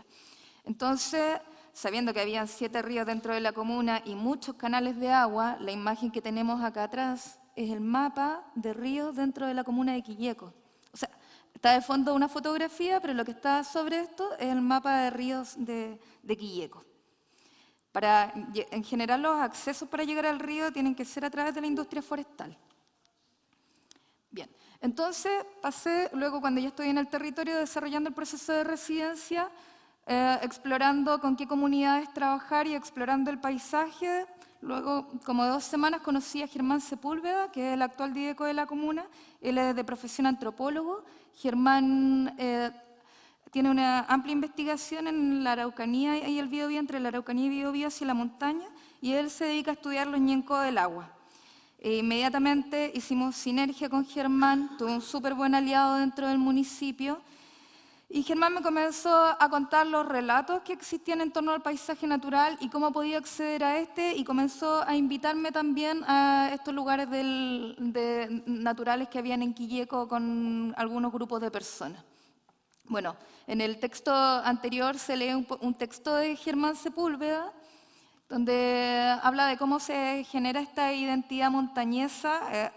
Él se define montañés, así como muchas otras personas que tienen la identidad muy marcada en Quilleco, y nos cuenta como anécdota que la planificación de Quilleco es por unos presos, que es como lo primero que hay en Quilleco es una cárcel, ¿cierto? Y los presos son los que planifican el pueblo, entonces tiene como un pequeño descuadre. Yo no creo que sea un descuadre en realidad, como un descalce. Ya. Entonces, todo lo que vemos alrededor de Quilleco son forestales. Y yo no vivía en el pueblo de Quilleco, vivía como 1 kilómetro de Quilleco, pasando por la forestal, y vivía al lado de la población San Lorencito. La población San Lorencito era una población que podría ser una población de cualquier lugar de acá de Santiago, una donación de la industria forestal, y todas las casas iguales, muy pocos elementos como de arraigo cultural. Sí había cerca una gran cantidad de tierra que se llama el Pedregal, que tenía como suelo como muchas piedras como de origen volcánico, y habían también muchas lagunas en el Pedregal. No muchas personas de Quilleco conocían el Pedregal, pero también las personas con las que me fui encontrando, que lo conocían, y también Germán, me fueron hablando sobre ciertos relatos mágicos en relación a estas lagunas, porque bueno, son humedales, entonces los ñencó viven en estos espacios de humedales. Y bueno, acá tengo un texto que dice: entre el Cañicura y el Quilleco emergen múltiples esteros, lagunas y pantanos, todos ellos narradores de historias extraordinarias, visiones y transfiguraciones de animales que han determinado la salud, la enfermedad, la vida o la muerte. Yo me pasé prácticamente toda la residencia indagando sobre estos relatos con la comunidad. Siempre con el acompañamiento de Germán, el antropólogo. La imagen que tenemos a la derecha es el Cerro La Picúa. Del Cerro La Picúa baja el río Cañicura y el río Cañileo, Piedra de las Visiones y Río de las Visiones. Entonces, hay muchos relatos mágicos en torno a ese lugar. Luego yo me encuentro con una comunidad y comienzo también a generar un intercambio en relación a su paisaje y el trabajo de ellos, y vamos a trabajar en uno de estos ríos. En la imagen de abajo, de la derecha, es el espacio donde habita un ñencó, que es en el estero Cantarrana, en Quilleco. Y bueno, el ñencó tiene ciertas características, una biodiversidad que permite que pueda existir. Si esta biodiversidad no existe, el ñencó se tiene que retirar o bien desaparece. Entonces, se puede mover a otro sitio que tenga mayor biodiversidad. Y en la imagen que tenemos acá a la izquierda es un entierro, otro relato. El entierro es un espacio donde se guardaban tesoros antiguamente, y existe un relato de que quien encuentra un tesoro, si no cruza 3 ríos dentro de un periodo mínimo de tiempo y se tiene que mantener fuera del lugar durante muchos años, si esa persona no hace ese ritual de cruzar los ríos, puede morir por diferentes situaciones. Habían relatos de personas que morían quemadas, que se suicidaron en el Laja, en el río Laja. Entonces, todo siempre está como relacionado, todos los elementos históricos de Quilleco están relacionados a los ríos. Y yo con intervenciones de Germán fui desarrollando bitácora en este proceso. Bueno, ya tenemos una imagen del entierro, está el pozón que se enoja cuando le gritan. Todo esto también se fue intercambiando con la comunidad de la que voy a hablar luego. Entonces, el pozón que se enoja cuando le gritan es un relato sobre una fuente de agua que al gritarle comienzan a emerger como nubes y comienza a llover, y este relato supuestamente se repite en muchos otros lugares del mundo. Están los seres iracundos, se dice que en el río del Laja, en las cuevas del Laja se refugiaban antiguamente los mapuches cuando se enfrentaban con los españoles, y existen muchos relatos sobre brujería en relación al río del Laja. Bueno, está la Sierra Velluda, que Germán me cuenta que es la regenta de las aguas, la montaña más alta de cualquier localidad se transforma en la que rige las aguas. Y allá tengo una imagen del Cerro La Picúa, río Cañileo y río Cañicura, que es este triángulo de las visiones. Bien, el territorio es un espacio geográfico, ¿cierto?, donde una comunidad se identifica entre sí en torno a una identidad. Ahora, en Quilleco, claro, yo traté de dirigir una investigación hacia los ríos, los bosques, porque me pareció que eran los elementos simbólicos a los que esta identidad podría recurrir en un momento en que está bastante degradada por el monocultivo forestal. El monocultivo forestal ejerce una cierta subordinación con la comunidad, no contribuye a la comunidad de ninguna manera. La comunidad tampoco ve el monocultivo forestal, no se relaciona con el monocultivo forestal, es una especie de muralla, de frontera. Por lo tanto, muy poco también lo traspasan para llegar a estos espacios naturales. Sin embargo, atrás del pueblo pasa el río Quilleco. Entonces, también es un espacio que ha quedado como olvidado, porque el otro lado tiene la frontera de la forestal. Un tema problemático que se fue dialogando y discutiendo en la medida que se desarrolló el proceso de residencia. Yo llegué a ciertas acciones finales con la comunidad, pero todas estas acciones se fueron generando a partir de intercambio y exploraciones por el paisaje. No tengo muchas imágenes de las exploraciones por el paisaje porque en general las realizaba yo y no estaba, como decía María José, preocupada de tomar la fotografía. Entonces, con las comunidades que trabajé con una agrupación medioambiental y social que se llamaba Colectivo Sin Nombre, alrededor de 15 jóvenes que participaron en un primer encuentro. La mayoría de ellos no viven en Quilleco. Quilleco dicen que es un pueblo de adultos mayores, mujeres y niños, porque la mayoría de los hombres se van a trabajar en la industria forestal en el norte. Entonces, pero habían jóvenes como de alrededor de 18, 24, 25 años, pero la mayoría estudiaba. Entonces, finalmente me quedé trabajando con unos 3 aproximadamente, de forma más continua con uno. Y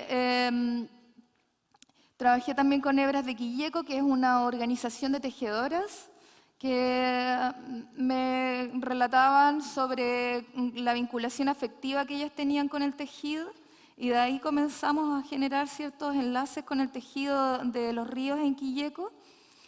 Y trabajé con los vecinos de la calle Los Perros, que es la calle Eusebio Lillo, que está cerca del río de Quilleco, que pasa por el pueblo, que son adultos mayores. Con ellos me encontré al final de la residencia. Bien, la agrupación medioambiental del Colectivo Sin Nombre. Una de mis teorías a partir de estar en Quilleco fue que existían pocos referentes de arraigo identitario. Entonces, el Colectivo Sin Nombre sabe que tiene como una biodiversidad natural importante, como la laguna, el pedregal, que son muchas hectáreas de tierra. Entonces, comienzan a retroalimentarse a través de Internet para poder generar un sistema de activación con la comunidad en torno al medio ambiente. Llegué yo, una agrupación en general de hombres. Entonces, el feedback creo que igual fue un poco más complejo a partir de eso y sí, creo que eso fue uno de los principales factores. Sin embargo, estuve trabajando continuamente con uno de los jóvenes y recorriendo el Pedregal. Él también está como enfrentándose a su propia realidad de forma constante, entonces era complejo elaborar proyectos creativos como con una consistencia en el tiempo, pero sí me decía que su punto de evasión era el Pedregal, entonces nosotros íbamos, caminábamos por allá, a veces se integraban otros jóvenes más y discutíamos en torno al paisaje. Dentro de eso yo le mostré un dossier a Alex, que es integrante del colectivo, mi dossier de artista, y le conté que trabajaba con sonido y Alex me cuenta que hay un tronco hueco dentro del monte cerca del río y que con ese tronco podíamos amplificar el río. Además que el proyecto se llamaba Amplificando Caudales y un poco invitaba a eso. Entonces, de forma literal. Y recuperamos el tronco hueco con Alex, que está acá en las acciones. Y bueno, esta fue la última acción que desarrollé con la comunidad. Nosotros tuvimos mucho tiempo observando el tronco hueco, cómo lo íbamos a mantener para que no se pudriera, cómo nos pasamos toda la residencia en torno al tronco hueco para finalmente en la última instancia instalarlo. Invitamos a otros artistas a participar de la acción. Yo había invitado a Natacha de Cortilla, una artista de Concepción, que me acompañara en el último proceso, después les voy a contar por qué. Y a David Romero, que es un teórico de Concepción, para que tuviese una observación desde afuera del proceso que estábamos desarrollando. Bien, y la otra comunidad con la que trabajé son las hebras de Quilleco, que igual estaban en esta búsqueda identitaria, como el colectivo Sin Nombre. Ella, frente a la precarización del trabajo, no hay fuente laboral en Quilleco, toman estos talleres laborales que se imparten en las municipalidades y aprenden a tejer y aprenden a teñir lana de forma natural. Entonces comenzamos un diálogo con las hebras de Quilleco sobre la relación metafórica del tejido de ríos con el trabajo que ellas realizaban. Ellas comenzaron a desplegar un imaginario sobre este tejido afectivo, la relación con la naturaleza del tejido. Por ejemplo, la lana se tiñe en luna creciente. Si una de ellas está con un estado anímico distinto, aunque tiñan de la misma manera, la lana va a quedar con un teñido distinto. Y nos fuimos al río Cañicura, que es el río de las Visiones, la Piedra de las Visiones, a teñir lana. Bueno, primero comenzamos lavando la lana en mi casa, la limpiamos. Esta lana venía recién salida de la esquina, la llevaron ellas. Este proyecto fue principalmente de lectura. Las hebras de Quilleco no eran muy propositivas, como que preferían escucharme. Y yo trataba también de irlas leyendo. Ellas tenían un relato permanente, no cambiaban mucho su relato. Entonces, por eso terminamos tiñendo en torno al río, porque trato de trabajar en torno a este relato que ellas repetían. Claro, entonces yo le proponía que pensáramos en que trabajar de manera conjunta, pero no. Entonces, finalmente las termino como leyendo e invitando a generar este proceso de teñido de lana. De teñido de lana en el río. Y finalmente llegamos al río, pero aquí tuvimos un error. En realidad casi todo el proyecto, yo propuse objetivos para el proyecto y la mayoría de los objetivos se lograron dentro del proyecto, pero acá las hebras en realidad me imagino que teñieron siempre en el marco de talleres. Entonces llegaron a teñir al río y llevaron un químico, un impregnante súper tóxico para teñir. Logramos teñir muy poco finalmente con sal, porque casualmente nosotros habíamos llevado sal y resultaron estos tonos de teñido. Bueno, sin embargo, igual la actividad se prestó para reflexionar sobre el proceso de teñido de la lana, de los vegetales que estaban ahí en el entorno, de los colores que podían generarse, también de que ellas salen del espacio común. Generalmente están en sus casas o viajando de una ciudad a otra mostrando el trabajo que hacen. Entonces, para las hebras fue un descubrimiento pensar en los ríos, para la mayoría de los, a excepción de los últimos, los adultos mayores, pero para la mayoría de las comunidades con las que yo me encontré era un descubrimiento pensar en los ríos, si era algo que estaba completamente ajeno, pero al mismo tiempo era algo familiar, o sea, ellos sabían que su familia tenía una relación con los ríos. No sé si me logro explicar desde ahí. Bien. Y la última, yo trabajé con comunidades distintas entre sí, no logré articularlas mucho. Finalmente las hebras participaron de la acción con los vecinos de la calle Los Perros.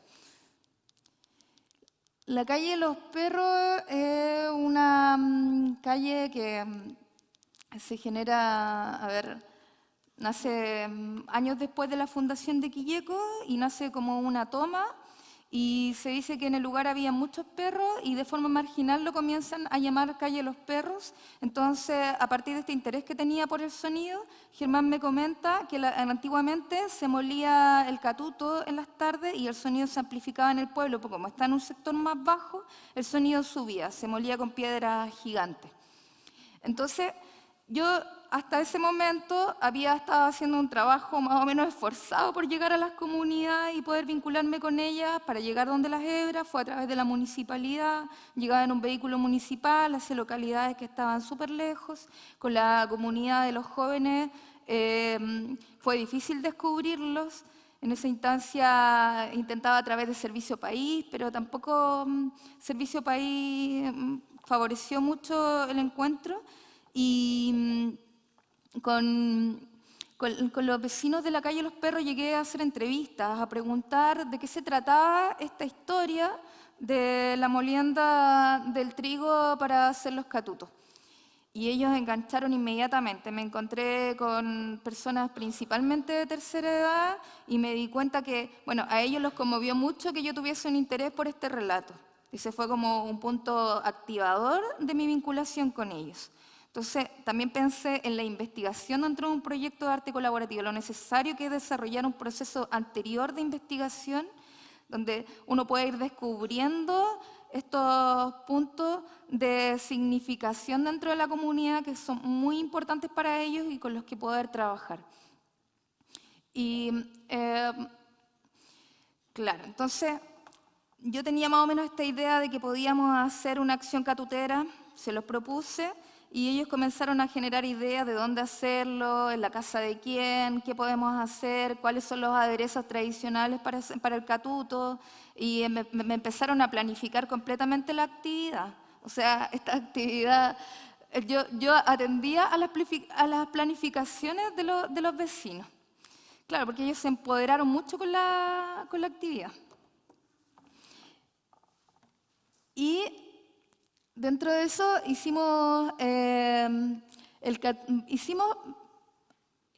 molimos el trigo con un molino para tener catutos para ofrecer a la gente cuando llegara, porque la idea era invitar a todos los vecinos de la calle.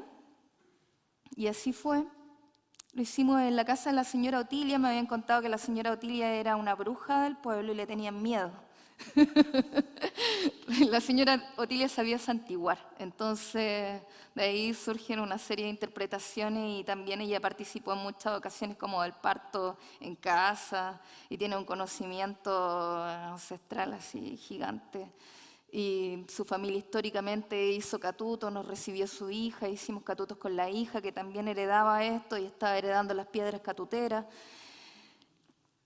Estaban demasiado comprometidas con el proyecto. También apareció don Pedro, que lo había conocido al principio de la residencia y luego nos reencontramos. Don Pedro tenía una huerta gigante atrás de su casa, un jardín precioso, era cocinero. Invité a la artista visual Natacha de Cortillas, que trabaja en torno al arte culinario local desde el norte al sur de Chile. Y la invité a cocinar con don Pedro en esta instancia y a participar de la acción catutera. Preparamos los aderezos tradicionales, que eran el pico ardiendo, la longaniza con ajo. El pico ardiendo es mucho ajo con manteca, básicamente, y puede llevar o no ají. Y se preparaba pebre, también teníamos miel, que era también parte de lo que tradicionalmente se le colocaba al catuto. Y cortamos la calle Los Perros. La calle Eusebio Lillo, nos colocamos al frente de la casa Don Pedro. Don Pedro hizo de anfitrión de la actividad. Él había preparado el pico ardiendo, entonces se encargó de que todos los vecinos probaran el pico ardiendo. Antes habíamos desarrollado una etapa de difusión en la comunidad a través de afiches que generaron mucha polémica por el nombre de Calle Los Perros. Como esta actividad también estaba apoyada por el municipio, habían enfrentamientos políticos por parte de alguna parte de la población. Y también hice un puerta a puerta invitando a todos los vecinos a participar de la actividad, y la señora Otilia también se encargó de invitar a sus vecinos porque ellos no podían faltar si habían hecho en algún momento de sus vidas catuto, y sus papás también hacían catuto, entonces tenían que estar ahí. Y don Pedro también, que participaba en el hogar de ancianos, también invitó a varias personas. Claro, y ahí está don Pedro ofreciendo el pico ardiendo. Todos probaron pico ardiendo. Siempre tuve la ilusión de trabajar con las cantoras de Quilleco. Nunca pude llegar a ellas porque las cantoras participaban de un centro cultural en Quilleco, y ese era un poder que lo tenían apropiado desde la biblioteca, entonces no me dejaban ingresar. Fue súper complejo ese intento de llegar a las cantoras por varios motivos, pero en fin, finalmente, de alguna manera logré mi objetivo, no sé si como una comunidad de intercambio, pero participaron en la acción catutera amenizando. Y ahí está la señora, ¿cómo se llamaba ella? Raquel Barrera, que vive en Los Ángeles, que también fue una persona que me estuvo en el último periodo informando sobre todos estos relatos relacionados a los ríos y al paisaje de Quilleco. Y bueno, finalmente terminamos la residencia con el tronco sonoro, donde también participó el artista visual Natacha de Cortillas, que la instalación del tronco sonoro fue posterior a la acción catutera. Estaba Natacha de Cortillas, estaba el teórico David Romero, estaba Oscar Concha, que no aparece en la fotografía, y Felipe Oliver. Bueno, ese es otro elemento importante dentro de mi residencia, porque se articuló una red de colaboración de artistas de la región en torno a la residencia. Estaba Felipe Oliver, que es diseñador y trabaja también bastante en producción. Entonces él me estuvo acompañando y asistiendo durante este proceso. Llegó Oscar Concha a hacer registro fotográfico. Había un interés igual importante por parte de los artistas en el proyecto.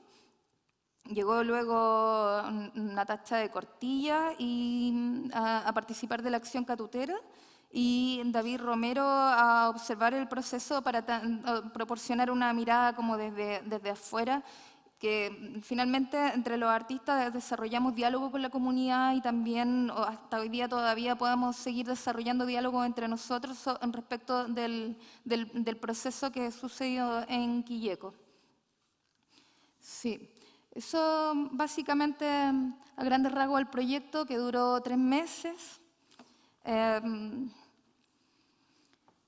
Estuvo lleno de aciertos en general, o sea, los obstáculos fueron mínimos. Fue un proceso de exploración donde el arte surge a partir del intercambio de exploración. O sea, yo casi nunca me senté con una comunidad en una mesa a discutir este proyecto de negociación. El proyecto fue fluyendo en la medida que íbamos explorando el paisaje. Hicimos muchas caminatas por el paisaje, con las hebras de Quilleco antes del teñido de lana también. Hicimos muchos tránsitos alrededor del paisaje, donde tuvimos la oportunidad de conocernos, y yo un poco también de leerla, y ellas también desplegaron sus imaginarios. Quizás no proponían acciones concretas, pero sí iban desplegando sus imaginarios, y a partir de eso yo iba tomando elementos e iba proponiéndole trabajar en torno a esos elementos como a modo metodológico. Bien, esa es mi presentación. Muchas gracias. Muchas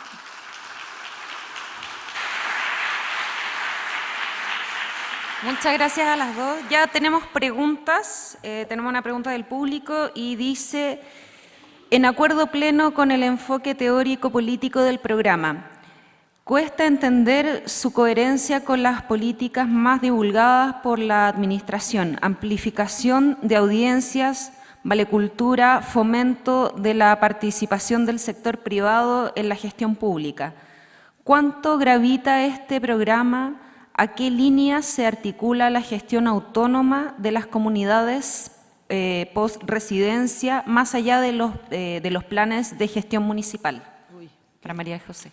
Sí, larga pregunta. Sí. Una pregunta existencial, yo creo. Yo creo que hay una confusión. Una cosa son las políticas públicas y otra cosa son las políticas o las medidas de gobierno.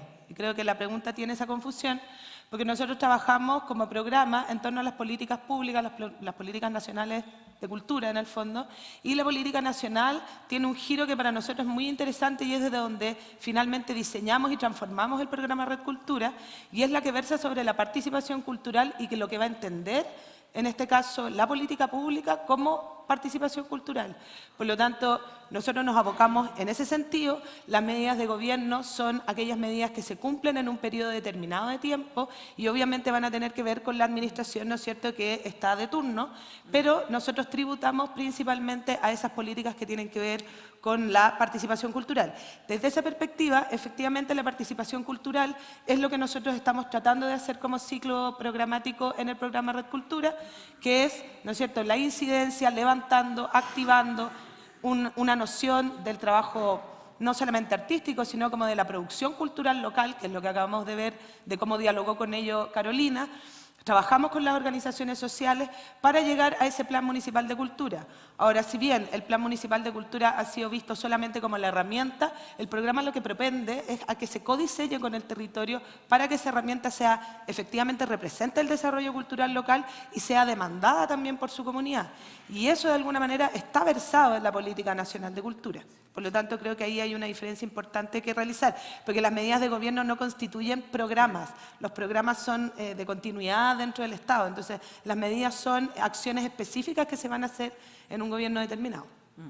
Y también en nuestras redes tenemos otra consulta que dice, Red Cultura, ¿cuál es la rúbrica que utilizan para evaluar las residencias donde cumplir el plan no es el objetivo? A diferencia del Fondar, donde el éxito está en parte determinado por cumplir el plan. ¿Han compartido esto con sus colegas de Fondar? Bueno, la verdad es que yo digo, estamos desde el 2015, pero tampoco es tan reciente lo que hemos aprendido, ¿no? Efectivamente tenemos un diálogo y somos departamentos diferentes. El programa Red Cultura está alojado en el Departamento de Ciudadanía Cultural, por lo tanto nuestro foco está en esta participación cultural que les señalaba.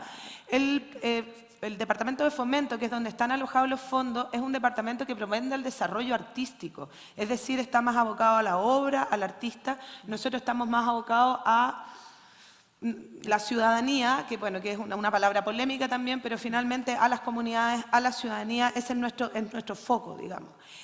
Ha sido muy complejo e internacionalmente las prácticas de colaboración desde el arte contemporáneo, la gran piedra de tope que tienen es como la evaluación.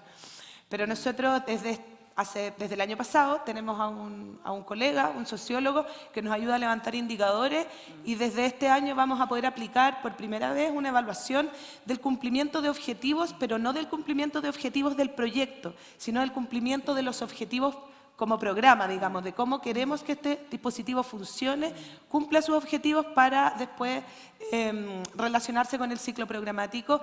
Es una rúbrica que no les podría ahora explicar porque yo no la entiendo mucho, pero sí tiene que ver con una no encuesta de satisfacción a las personas con las que se trabaja, sino un tipo de encuesta que te permite evaluar si efectivamente fueron horizontales, se abordaron temáticas locales, el artista propendió a la disidencia, permitió que hubieran disidencias, o sea, en el fondo esas como delicadezas de la trama son las que evalúa. Es decir, el cómo se está haciendo y los modos de relación que instala el artista son lo que podemos evaluar como objetivos generales del programa. Ahora, la diferencia es que en el Fondar se postula un proyecto Y por lo tanto, me imagino que los colegas evalúan ese proyecto que se presenta para ser financiado. Y ahí está la diferencia. Recuerden que nosotros no se postulan proyectos, sino que se postulan perfiles de trabajo. A nosotros nos interesa más el cómo trabaja el artista y el cómo se va a involucrar con una comunidad o el qué va a abordar de una comunidad, más que un proyecto determinado que traiga. Entonces, ahí efectivamente hay una diferencia de objetivo, de proceso y también de objetivos finales, ¿no? De propósitos programáticos y también departamentales, ¿no? Y la última pregunta brevemente para después continuar con, con el break que tenemos. ¿Cómo acompaña el programa el artista que está en el territorio? ¿Con qué criterios y metodologías se eligen los territorios? Ya, eso igual es más o menos largo, pero nosotros tenemos como programa tenemos un índice de priorización que en el fondo se construye a partir de ciertos porcentajes y uno de los porcentajes más grandes es cómo ha estado el programa en una comuna, es decir, cómo ha llegado el programa a una comuna. Y por lo tanto nosotros focalizamos a comunas o territorios donde idealmente no hayamos estado e idealmente no estén sobreintervenidos por el Estado. Es el ideal, no siempre ocurre, pero se propende.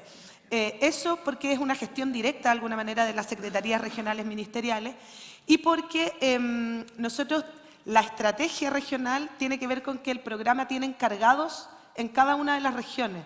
Por lo tanto, el seguimiento, si bien se hace nacional, también lo hace cada uno de los encargados de Red Cultura de la región con su equipo, ¿no es cierto? Pero respondiendo a esta estrategia de entrar a un territorio con este primer dispositivo, de alguna manera, que es el primer levantamiento de un diálogo y de un contenido efectivamente local, en el fondo. El acompañamiento, en general, es bastante más teléfono, yo hago terreno, las colegas de la región van a terreno, acompañamos, resistimos, porque también este es un tema también de afectos, ¿no? El artista muchas veces está solo en este territorio, o sea, también acompañamos emocionalmente, que nos parece muy importante, estamos muy presentes, pero también las bitácoras nos permiten hacer un seguimiento del trabajo que se realiza. Y la responsabilidad del programa está en cómo toma este contenido, cómo toma a todos estos agentes con los cuales se hizo un diálogo y luego le da continuidad, ¿no es cierto?, al resto de los procesos que instala. Muchas gracias. Tengo una pregunta más, pero voy a hacer una propuesta por el tiempo. Si quiere, le puedo dejar la consulta a María José y quizás ella a través de sus redes o se pueda acercar para darle la respuesta. Y bueno, antes de finalizar, queremos agradecer la presencia de todos quienes estuvieron en estas 2 jornadas presencialmente a través de vía streaming. Han sido jornadas productivas para todos, considero. Se pudieron relevar la importancia de la gestión cultural en territorios y en comunidades a partir de la experiencia de cada espacio. Pudimos escuchar las experiencias de nuestras valiosas comunidades. Y quisiéramos agradecer también a nuestros media partners, a CNN Chile, Diario El Mercurio, Radio 097.7 FM y Global News. A MediaStream, quien transmitió, como les decía, en su totalidad la ponencia vía online, pudiendo llegar a la mayor cantidad de personas afines a la gestión cultural y a todos aquellos que trabajan en vínculos con las artes y el trabajo en la comunidad. A Redapis, por apoyarnos en nuestra misión de hacer cultura en un espacio más democrático para todos y todas, y gracias a su lengua de señas chilenas, y a Contacto Chile por la traducción simultánea. Los vamos a invitar siempre a estar socializando a través de nuestras redes. Les vamos a recordar que este seminario se va a subir a la plataforma en nuestro minisitio y ahí podrán encontrar todas las ponencias que pudieron ver en el caso que lo quieran compartir con alguien más. Agradecerles, hacer la invitación a aquellas comunidades que estuvieron con nosotros viéndonos también a que se tomen los espacios públicos, están ahí y hagamos comunidad.